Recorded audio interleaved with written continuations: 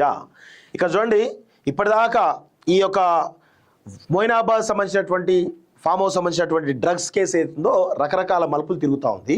So ఇది రోహిత్ రెడ్డి ఇప్పటి నుంచి కాదు, గత 6 సంవత్సరాల నుంచి కూడా డ్రగ్స్ తీసుకుంటున్నాడు అనేది ప్రాథమికంగా ఉన్నటువంటి సిట్కి వచ్చినటువంటి ప్రాథమిక సమాచారం. సో దీనిలో రోహిత్ రెడ్డి, నమిష్ శర్మ, రితేష్ రెడ్డి కాకుండా కొత్త 2 పేర్లు వస్తున్నాయి. ఆల్రెడీ అభిషేక్ సింగ్ పేరు రావడం జరిగింది. అభిషేక్ సింగ్ పేరుతో పాటు ఇంకొక 2 పేర్లు కూడా రావడం జరిగింది. సో దానిలో ప్రధానంగా ఎవరైనా బాలాజీ అనే పేరు వినబడుతూ ఉంది, ఇంకొకరు ఎవరో పేరు వినబడుతూ ఉంది. సో దాని గురించి డీటెయిల్గా మాట్లాడదాం. సో ఇక్కడ బాలాజీ, అర్జున్ ఆధ్వర్యంలో డ్రగ్స్ పార్టీలట. సో ఆ 4 రోహిత్ రెడ్డి, ప్రియాంక, బాలాజీ, అర్జున్ ఆధ్వర్యంలో డ్రగ్స్ పార్టీలట, రెగ్యులర్గా డ్రగ్స్ పార్టీలట. సో ఈ మనిషికి బీఆర్ఎస్ పార్టీ టికెట్ ఇచ్చింది. ఇట్లా డ్రగ్స్ అలవాటు మనిషికి బీఆర్ఎస్ పార్టీ టికెట్ ఇచ్చి గెలిపించుకునే ప్రయత్నం చేసింది. సో నేనేమంటా ఉన్నాను, ఇక్కడ చాలా స్పష్టంగా ఒకటి అడుగుతా ఉన్నాను బీఆర్ఎస్ పార్టీని.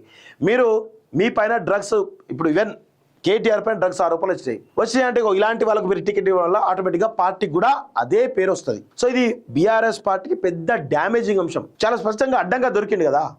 సో ఇక చూడండి, మొయినాబాద్ ఫామ్ హౌస్ కేసులో వెలుగులోకి కొత్త వ్యక్తులు. తాజాగా అరెస్ట్ అయినటువంటి ప్రముఖ వైద్యుడికి గోవా లింకులట. ముగిసిన నిందితుల కస్టడీ పొడిగింపు పిటిషన్ తిరస్కరణ. 8 వరకు జ్యుడిషియల్ రిమాండ్. చెంచల్గూడకు నిందితులు, కౌంటర్కు గడువు కోరిన నిందితుల తరపు న్యాయవాదులు అంటూ చూస్తా ఉన్నాం. సో మొయినాబాద్ ఫామ్ హౌస్లో కాల్పులు, డ్రగ్స్ కేసు సంబంధించి ప్రత్యేక పోలీస్ బృందం జరుపుతున్నటువంటి విచారణలో కొత్త విషయాలు, కొత్త వ్యక్తుల పాత్రలు బయటపడుతున్నాయి.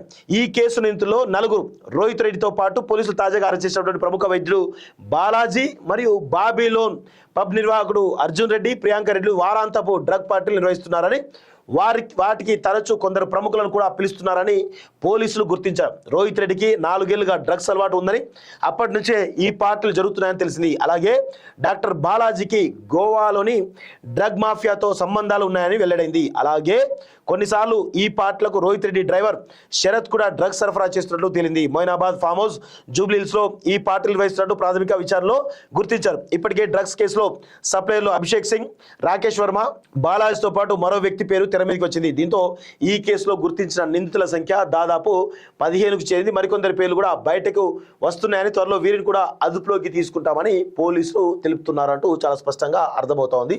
సో 100కు 100% ఈ కేసులో అడ్డంగా రోహిత్ రెడ్డి బుక్ అయ్యిండు.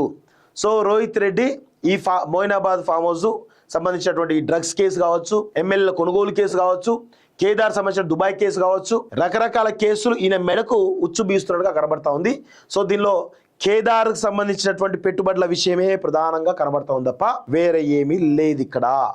దాని చుట్టే తిప్పుతారు ఈ సిట్ దర్యాప్తు అంతా. పైకేమో చెప్తున్నప్పటికీ కూడా ఆ పెట్టుబడుల చుట్టే కనబడతా ఉంది. 100కు 100% అక్కడ పెట్టుబడులు ఎక్కడ ఉన్నాయి ఏంటి అనే విషయంలో రోహిత్ రెడ్డికి ఒక బలమైనటువంటి సమాచారం ఉంది కాబట్టి దానిలో భాగంగా మాటు వేసి ఈయనను పట్టుకున్నారు. అడ్డంగా దొరికింది.